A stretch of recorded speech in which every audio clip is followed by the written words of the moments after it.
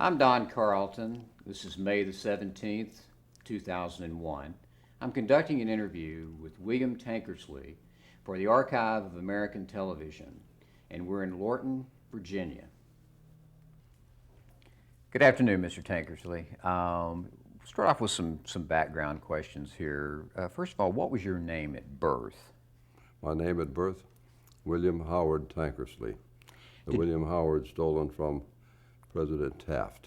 Oh, okay. Did you have any nicknames when you were growing up?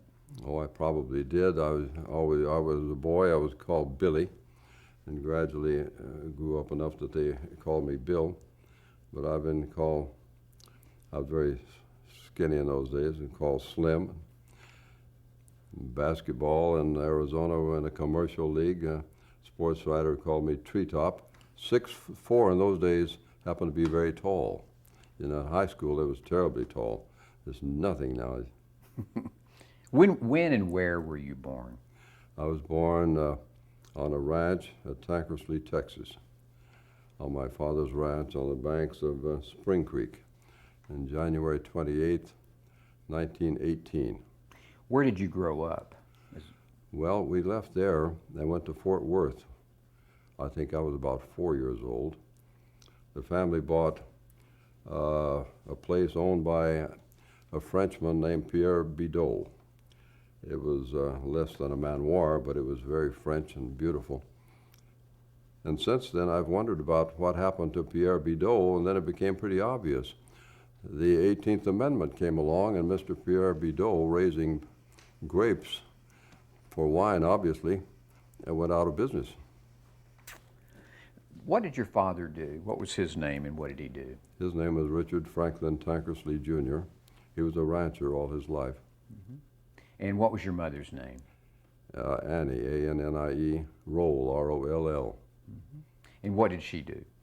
She was a housewife, but she was always engaged in civic affairs, and the last few years of her life, after she was about in her late 60s, she managed some commercial properties for me in Arizona and Phoenix. Mm-hmm. Excellent manager. She died suddenly after an operation, gallbladder operation, and while she was recuperating in the hospital, signing checks and talking to one of her lieutenants, she dropped over dead in 72, which is a big loss because totally unexpected, a very healthy German woman, and she left us a little early. A very fine woman. She used to ride horses like nobody's business on a ranch. And as a boy, I've even ridden behind her going through the brush and pell-mell. Did you have any brothers and sisters? Brother named Jerry in Phoenix, Arizona, retired. My sister married a gentleman named Wick, and they live in Phoenix. The Wick family owned Judson School, a very well-known private school. And that's where she is now. She's much younger than I am. She's 19 years younger. Mm-hmm. How did same birthday, I might say, January 28th. Really? How did the Depression affect your family? It affected us very much. I'm a child of the Depression, very much. It was hard on us because there was a 3-year drought that broke my father, never quite recovered, even from the place in Fort Worth, never really recovered. And at the age of 16, I guess I was a mainstay in making a living. I was able to get a job, and he wasn't. No, it had a terrible effect on this family. People can't really appreciate how deep the Depression was when you look at pictures of people during that age, and that's the way they felt. At 6'4", I weighed 145 pounds, in about 1936, if you can imagine, from working on a construction job and not too well nourished. And that's true. Yeah, it was hard. When you were growing up, did you have any hobbies? Sports, baseball and basketball constantly. I excelled at basketball and did reasonably well at baseball, but didn't hit all that well. Evaluate how good of a student. Were you a good student? How would you give yourself a grade? I went to various schools, some in San Angelo, Lakeview School in San Angelo, some at Tankersley, and then a nearby town, Knickerbocker, and graduated from that little school, Knickerbocker. And there was no, even though I was told that I had the highest grades the principal had ever had, and thought I would go on to a good college career, it wasn't possible. It wasn't possible. What year did you graduate from high school? In 1934 or 35. While you were growing up, did you have a particular thing that a job that you wanted to have, or a profession? What did you want to be when you grew up? Well, to be perfectly honest, I heard radio at that time at a friend's house for the first time.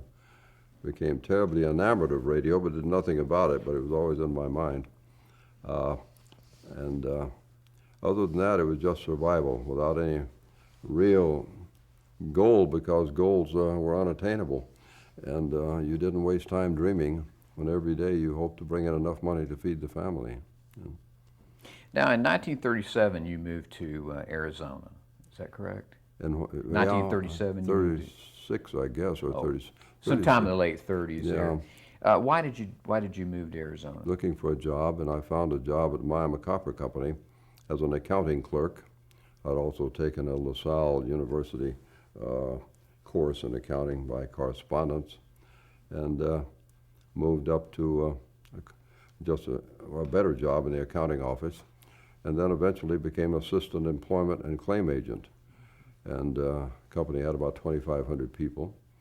And eventually I had my own office away from the mine up on the hill down in town in Miami, Arizona, with an assistant, and it was a very good job. Were you able to use some of that experience later on in the television and radio business? Oh, absolutely. The administrative experience there with a company that was very well run, highly efficient company, owned by the Louisons of New York, and very fair-minded people too. And that came in very handy later on. And of course I became involved in radio too after a few years there when they built a station in Globe, Arizona nearby. And so I went over and auditioned for a job. Well, didn't you go to the Radio Arts Academy in Los Angeles? After I started at the radio station, the Radio Arts Academy in Los Angeles, and I would take leave and go over there whenever I could, and I spent my vacations there. And Tell us about that academy. What was that academy? Well, it was a trade school, something like the Don Martin School, except this one didn't deal with technical things at all. I taught speech and radio production later. At that time, I was just learning that school.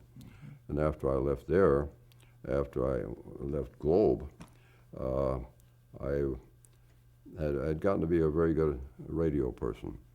I had an engineer's license too, but I was constantly encouraged by people there and the ownership of that station in Safford.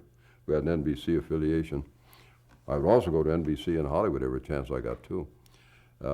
Encouraged me, said, "You're network quality," and they would get me to do all sorts of things, newscasting, sportscasting, all of this at weekends and nights. At night I would work from 6 o'clock until close the station and sleep maybe 6 hours and go to my office. And I became quite proficient and went on a tour, went to CBS first in Hollywood, and they said they had an audition for an opening, but if I wanted to cut a tape, they would enter it in the competition. So I did, and they were complimentary, but didn't promise me any job. So I went touring further, was offered a job in a small station or two up the line in Oregon and around, came down to Salt Lake City. KALL was just opening, and they just hired their staff, but I read for them at KALL.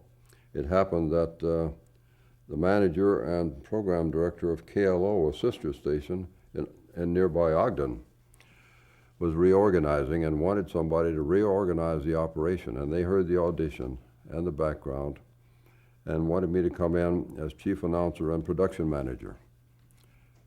So I took that job and left. This was about when? When was this? This was maybe 1945 or 6, 45, I would guess. Mm-hmm. And went to that station, moved up there, and looked over the operation. It was owned by the Ogden Standard Examiner. Abe Glassman was the president, and they had quite a large staff and well financed, but it wasn't operating well, poorly organized. So I looked over the whole thing, including the studio with acoustics that weren't good. Technical equipment wasn't good. It wasn't organized in a business-like way. So I spent almost a full night at home drawing up a blueprint that had to be done and the money that would have to be spent. And went in the next morning and said, I must tell you, I don't want the job. I owe you something, so I'm giving you a blueprint of what you ought to do. You have to rent more space in a hotel, and you have to do this and this and other, and I don't like this combination business. I would like to hire some engineers who do nothing but operate, and announcers that become more proficient.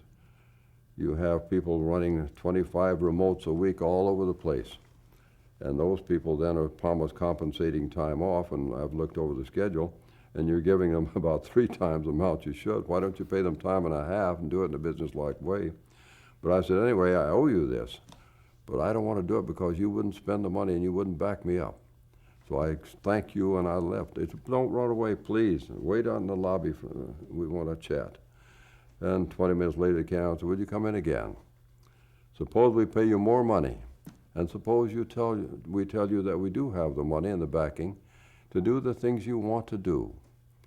And I said, are you sure? They said, absolutely. I said, well, I must tell you, too, that my eye's on the network, and I won't spend too much time here. That's all right. So I was given all that, and I went to work on that station and reorganized it from top to bottom, let go some people and hired a few others, and it was functioning very well. 9 months later, I left for KDYL in Salt Lake City, a much larger operation as a staff announcer, but with the goodwill of KLO. George Hatch was the president of the Intermountain Network, owned by Glassman. And George wanted me then to be sort of a troubleshooter for him, but instead I went to work for KDYL because of the prestige and the network affiliation, NBC as opposed to Mutual, at KLO and KAWL, and worked there for quite a while. And the organizing I did there was to organize AFTRA, and got fired. Oh, really? Brought in Claude McHugh from AFTRA, and with 3 other people there, we straightened things out a bit at KDYL, where fees that were paid by sponsors and should have gone to the announcers went in the owner's pocket.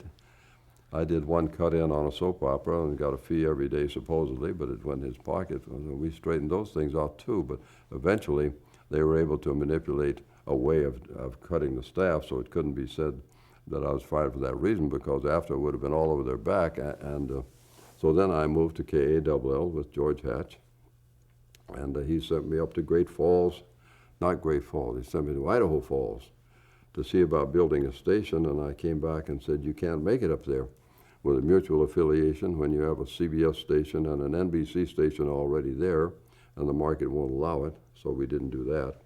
So I stayed on doing special announcing for him.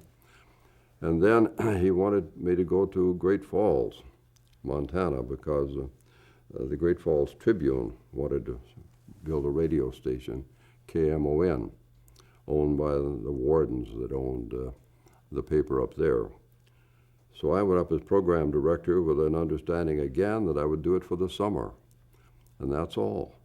And I would do baseball at night.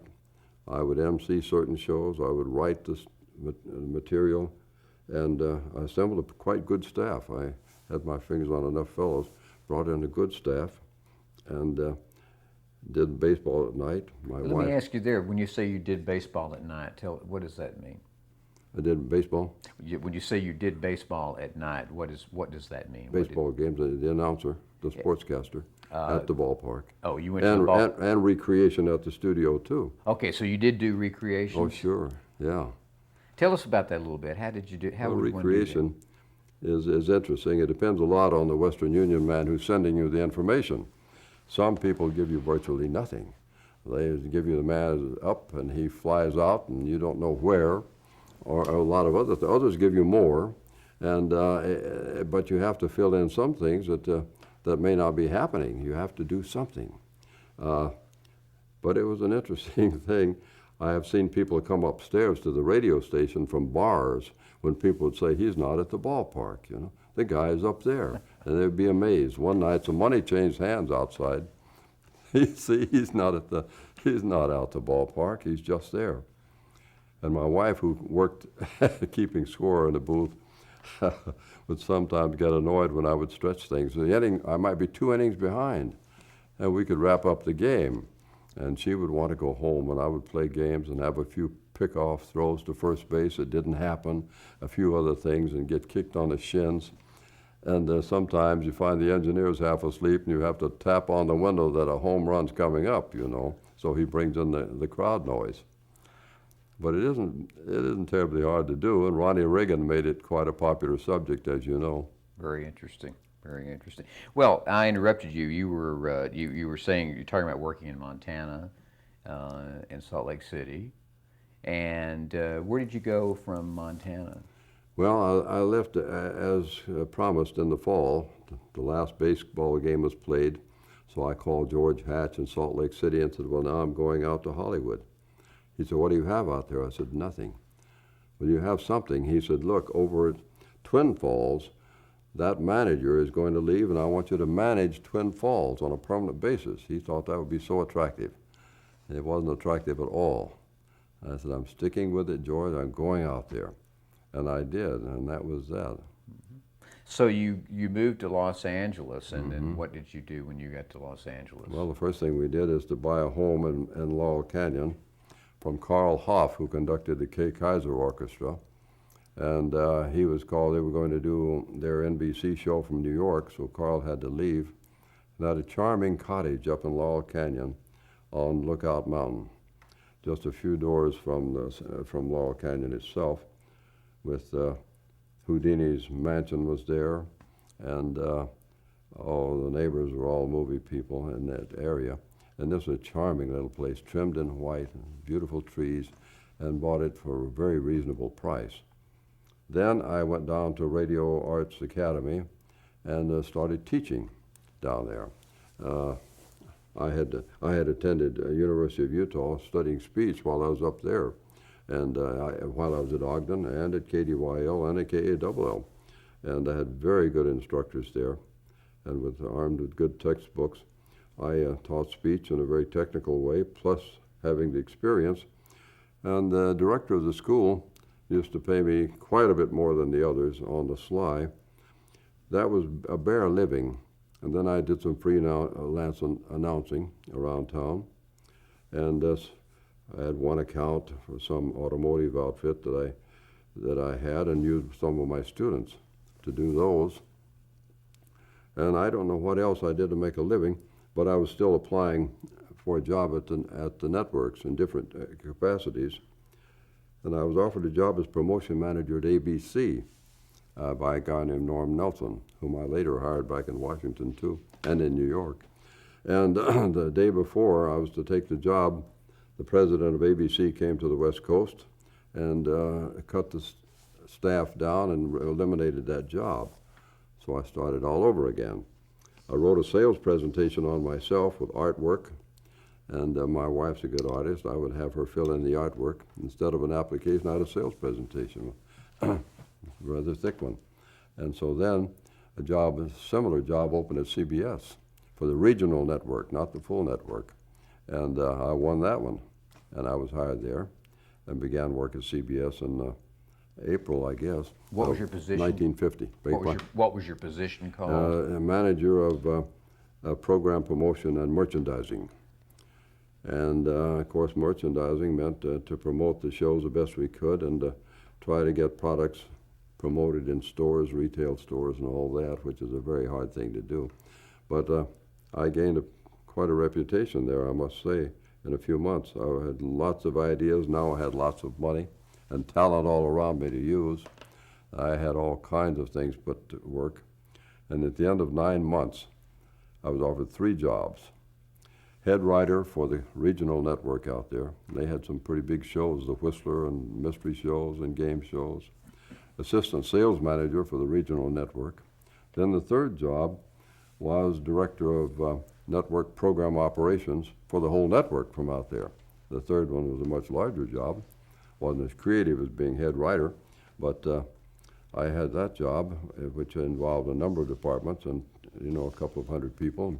Everything that went into programs below the line, below the talent thing, everything was under my control. It was a very big job. Mm-hmm. And that's at the time we were bringing shows over from NBC during Paley's raid, and television was getting ready to start. Why don't you explain that a minute? Paley's raid, what do you mean? Paley, William S. Paley, the chairman of CBS, I don't think conceived the idea himself, although it's always called Paley's raid. I think probably it came from MCA.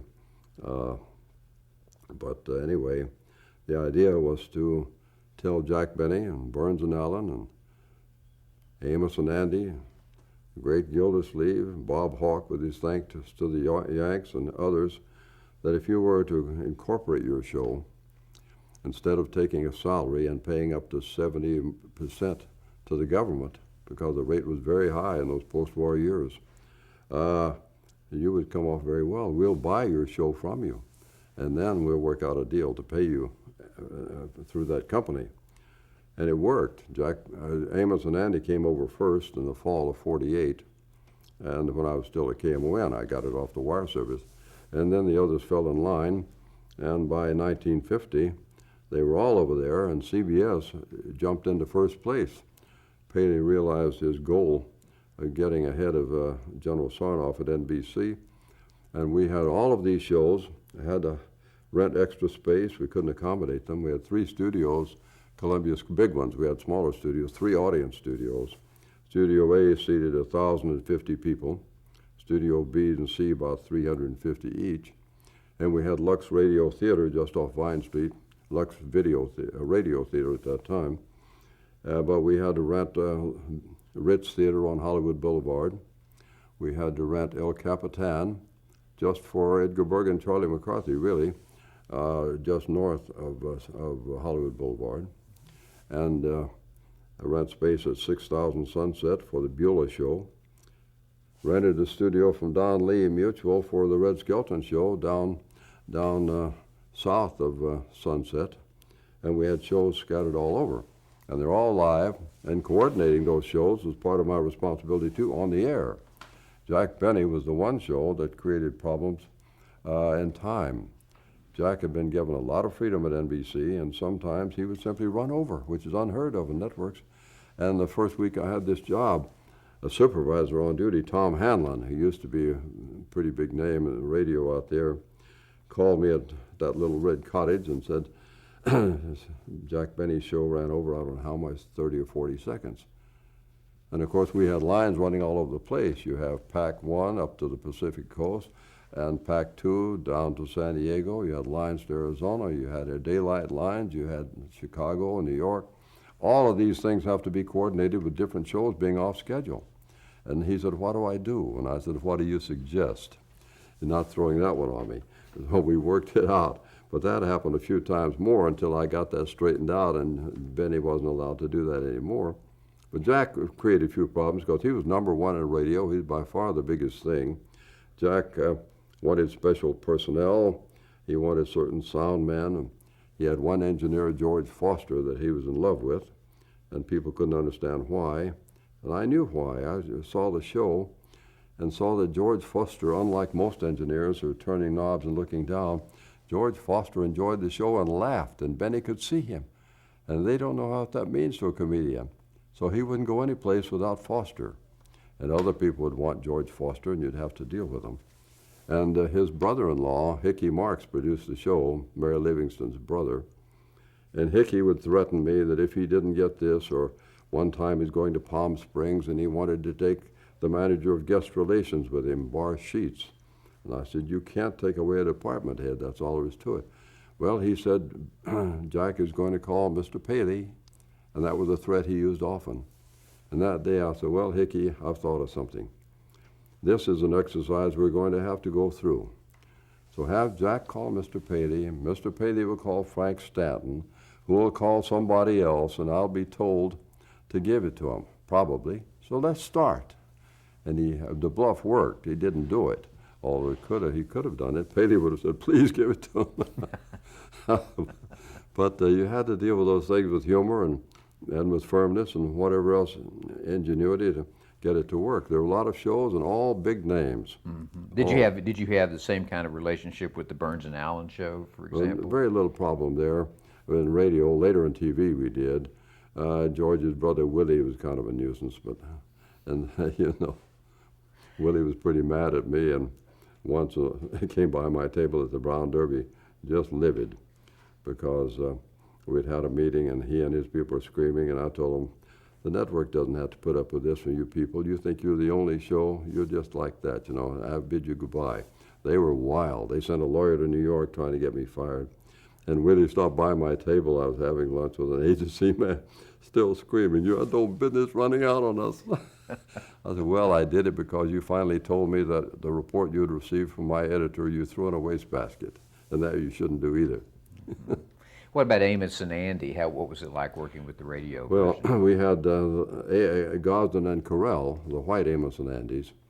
And of course, like all the other shows, they'd been told that our facilities were superior to NBC's. And the first week they were there, our elevator stuck and caught them halfway between floors. But then we had the colored Amos and Andy show on television, which was highly successful with two very fine actors, such nice people. Once when I tried to get somebody to go downtown to address the Salvation Army's, to entertain them, Boys Club, whatever they call them, the Red Shield Boys Club or something, at Christmas. I couldn't get cowboy actors to do it. Tim McCoy and others wouldn't call these fellows. They were happy to do it. And that was very nice. Well, now this was a period of time when television was coming on. When was the first time you ever saw television? Do you remember? I really don't know. I've thought about that, and I know when I first heard radio, but I'm not sure. I know we bought our first set in 1948, an Admiral set in Laurel Canyon, and had a small convertible, so I had to take the top down to carry the set. And then they were so ugly in those days, we had to build it in the wall and hide it, you know, and watch shows like Lawrence Welk. And lots of local shows were on, very few network shows. So none on CBS, really, just two or three, or maybe in 1948, only one out of New York. And Paley wasn't interested in getting into television. He was interested in making money at that point, and television was a loser. Well, let's take a break at this point and change tapes. Okay. That would be a good point.